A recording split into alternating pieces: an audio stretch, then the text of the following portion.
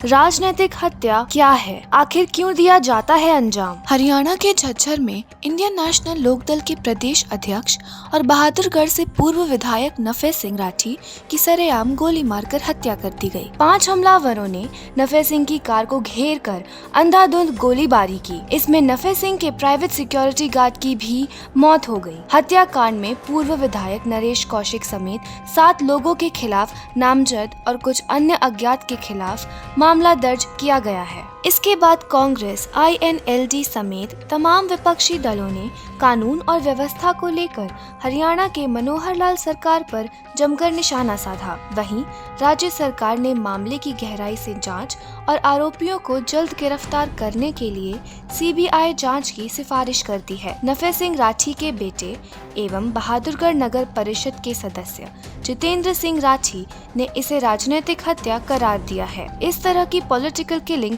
पूरी दुनिया में ही हो रही है। इसमें व्लादिमीर पुतिन के विरोधी एलेक्सी नवलिनी की मौत हो या बिहार में असदुद्दीन ओवैसी की पार्टी AIMIM के बड़े नेता अब्दुल सलाम उर्फ असलम मुखिया का मर्डर, राजनीतिक हत्या शब्द सुर्खियों में शामिल रहा है। जानते हैं कि इसका क्या मतलब है और राजनीतिक हत्या को क्यों अंजाम दिया जाता है। इसके अलावा देश में कुछ बड़े राजनीतिक हत्याकांड के बारे में भी जानने की कोशिश करते हैं। क्या है राजनीतिक हत्या का मतलब? पॉलिटिकल मर्डर, असैसिनेशन या राजनीतिक हत्या का सीधा मतलब राजनीतिक मकसद से किसी राजनीतिक शख्सियत या लोगों की जान लेने से है। ईसा पूर्व 300 साल में कौटिल्य चाणक्य ने प्राचीन भारतीय राजनीतिक ग्रंथ अर्थशास्त्र में इसका जिक्र किया है। मगध के सम्राट चंद्रगुप्त और बिंदुसार के सलाहकार रहे चाणक्य ने राजनीतिक कारणों से साजिशन सरेआम या गुप्त रूप से प्रमुख हस्तियों की हत्या करने को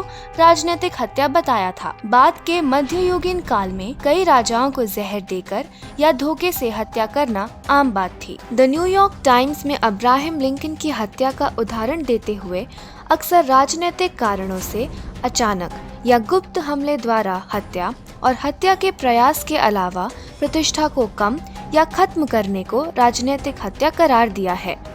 अंग्रेजी डिक्शनरी में सबसे पहले साल 1910 में असैसिनेशन शब्द का इस्तेमाल किया गया था। देश के कुछ प्रमुख राजनीतिक हत्याकांड। अपने देश के बारे में बात करें तो दक्षिण में केरल और पूर्व में बंगाल में राजनीतिक हत्याओं का लंबा इतिहास और खून से सना इतिहास मौजूद है। शायद ही कोई राज्य हो जहां राजनीतिक हत्याओं की खबर न आती हो। आजादी के बाद देश की कुछ प्रमुख राजनीतिक हत्याओं की बात करें तो महात्मा गांधी, इंदिरा गांधी, राजीव गांधी, ललित नारायण मिश्र, प्रताप सिंह कैरो, फूलन देवी, बेअंत सिंह, सफदर हाशमी, हरेन पांड्या और प्रमोद महाजन जैसे कई बड़े उदाहरण सामने आते हैं। बीते साल राजस्थान में करनी सेना के अध्यक्ष सुखदेव सिंह गोगामेड़ी हत्याकांड को लेकर देश में राजनीतिक हत्या शब्द सुर्खियों में रहा। नेशनल क्राइम रिकॉर्ड ब्यूरो का आंकड़ा। दिसंबर 2023 में नेशनल क्राइम रिकॉर्ड ब्यूरो की ओर से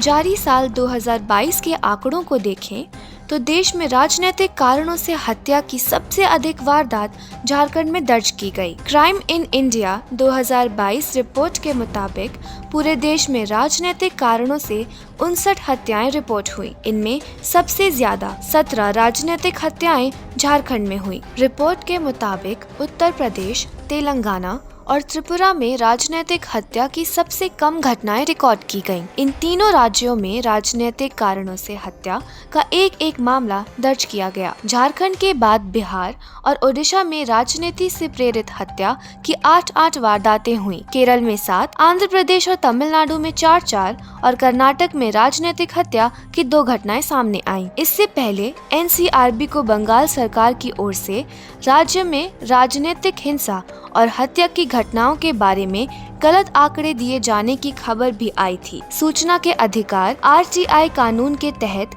बंगाल पुलिस से मिली जानकारी और सरकारी आंकड़े में बड़ा फर्क था। NCRB रिकॉर्ड में केरल के आंकड़े को लेकर भी स्थानीय विपक्षी नेताओं ने सवाल उठाए थे। NCRB ने जुटाया राजनीतिक कारणों से हत्या का डेटा। NCRB 2017 में राज्यों में हो रही राजनीतिक कारणों से हत्या के मकसद के आंकड़े इकट्ठा कर रहा है। अगस्त 2021 को केंद्रीय गृह राज्य मंत्री नित्यानंद राय ने लोकसभा में साल 2017 और 2019 के बीच हुई राजनीतिक हत्याओं के बारे में बताया था कि इस कारण से देश में 2030 लोग मारे गए। राजनीतिक कारणों से मारे गए लोगों में झारखंड में 49, पश्चिम बंगाल में 27 और बिहार में 26 लोग थे। साल 2017 में राजनीतिक कारणों से देश में 99 लोग मारे गए, जबकि साल 2018 में देश में राजनीतिक हत्या की 59 वारदात रिकॉर्ड हुई। साल 2019 में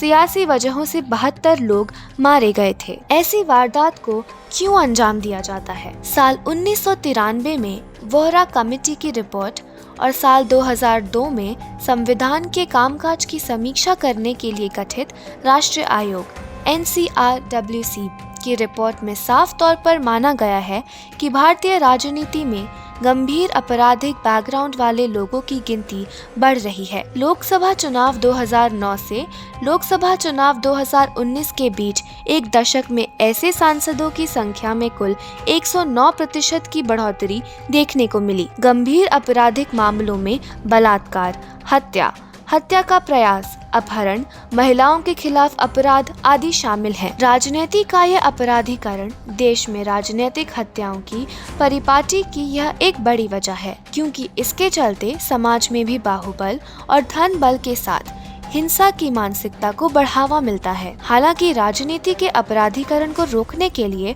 सुप्रीम कोर्ट और निर्वाचन आयोग ने कई कदम उठाए हैं, लेकिन वह नाकाफी साबित हुए हैं। इसके लिए कड़े कानूनों के अलावा आम लोगों की शिक्षा और जागरूकता का स्तर बढ़ना बेहद जरूरी बताया जाता है।